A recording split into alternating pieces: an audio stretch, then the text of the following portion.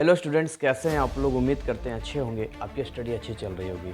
On demand series के ऊपर ये हमारा दूसरा सीरीज है और इस दूसरे सीरीज में मैं आपको जानकारी दूंगा कि कैसे जो है एडमिशन के रिगार्डिंग क्या क्या इसमें प्रोसेस होते हैं और किन प्रोसेस में क्या इंपॉर्टेंट होता है। तो अगर आप चैनल पर नए हैं तो चैनल को सब्सक्राइब करना बिल्कुल मत भूलना, बेल नोटिफिकेशन को ज़रूर ऑन करना।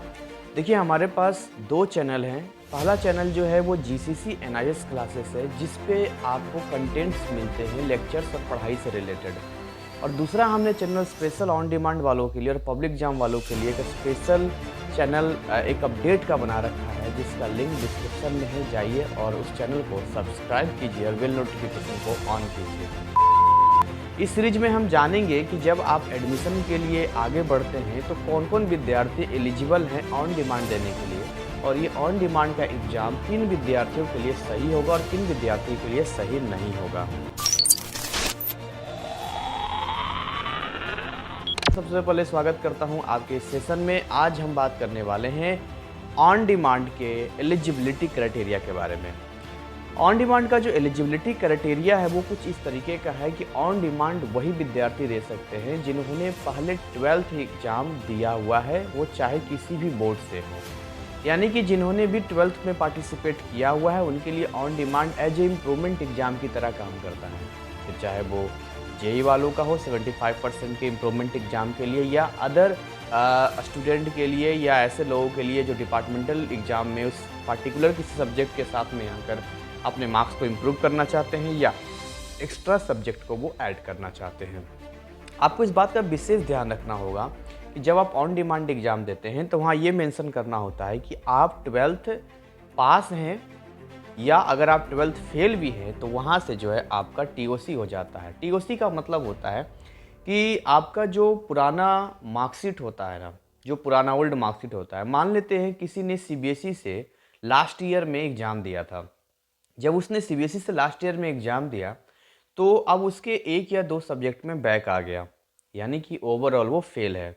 अब वो चाहता है कि भाई ऑन डिमांड से ना हम यहाँ पर जो है एक 5 सब्जेक्ट का मार्कशीट बनाएं और एक पासिंग सर्टिफिकेट हमारे पास हो 12th का, ताकि पूरा साल ना खराब हो सके। इसके लिए वो क्या करेगा, बहुत ही सिंपल तरीका है कि जो ओल्ड मार्कशीट होगा उस ओल्ड मार्कशीट में से कोई भी 2 पास सब्जेक्ट को वो नंबर यहाँ ट्रांसफ़र करवा सकते हैं और बाकी 3 सब्जेक्ट का या 4 सब्जेक्ट का यहाँ एग्ज़ाम दे सकते हैं। यहाँ एक बात का विशेष ध्यान रखना होगा कि जो ओल्ड मार्कशीट होता है, जो प्रीवियस बोर्ड का होता है, उसमें लेमिनेशन नहीं किया हुआ होना चाहिए, क्योंकि उसे बाई पोस्ट भेजना होता है। एडमिशन से रिगार्डिंग कोई भी जानकारी आपको लेनी हो या एडमिशन आप खुद से नहीं कर पा रहे हैं और हमारे टीम से करवाना चाह रहे हैं, तो हमारे दिए गए व्हाट्सएप नंबर 9643480201 पे कांटेक्ट कर सकते हैं और हमारी टीम आपके एडमिशन को कंप्लीट कर देगी। उनका जो एडमिशन प्रोसेस करने का जो फ़ी है वो 500 है, जो आपको एडवांस में देना होता है।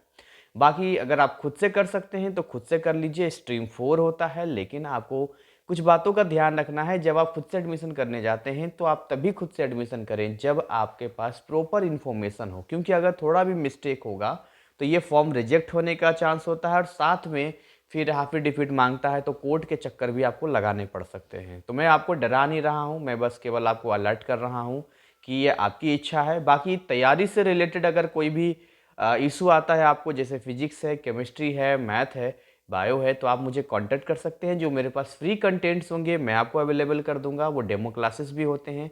फिर अगर आपको मन करेगा कि हमें इसकी तैयारी सर डिटेल में करनी है, तो जो मेरी गुरुदक्षिणा है, छोटा सा अमाउंट है, वो आप पे कर सकते हैं और उसके बाद हमारे कोर्सेज को ले सकते हैं। तो क्राइटेरिया में आज आपने देखा कि किस तरीके से कोई भी विद्यार्थी जो 12th में पार्टिसिपेट हो रखा है, चाहे वो 12th पास हो या फिर वो 12th फेल हो, या ऐसे विद्यार्थी जो मार्क्स को इम्प्रूव करना चाहते हैं, उनके लिए ऑन डिमांड काफ़ी अच्छा है। 4 सब्जेक्ट तक ऑन डिमांड में दिया जा सकता है। और साथ में मैं आपको अगले वीडियो में बताऊंगा, ये सारी चीज़ें बताऊंगा कि एडमिशन में जब हम फिलअप करते हैं तो स्ट्रीम 4 में ब्लॉक 1 होता है या ब्लॉक 2 होता है, फिर उसमें प्रैक्टिकल का क्या इशू होता है, किस तरह का थ्योरी पैटर्न होता है, और ऑन डिमांड में जो डेट होता है वो कैसे डिसाइड होता है। ऑन डिमांड में जो है स्टडी सेंटर के लिए क्या दूर होगा या नज़दीक होगा, क्या एग्ज़ाम सेंटर और स्टडी सेंटर वही होगा, इसके अलावा जो है जो डेट हम सिलेक्ट करेंगे वो एग्ज़ाम से कितने दिन पहले कर सकते हैं, धीरे धीरे करके हम एक एक सीरीज में लाते जाएंगे। ये हमारा फ़िलहाल सीरीज़ 2 था जो मैंने आपको समझाने या बताने की कोशिश की है। मिलते हैं इसके अगले सीरीज में, तब तक ऐसे ही हंसते खिलखिलाते मुस्कुराते रहें। Thank you, wish you all the best.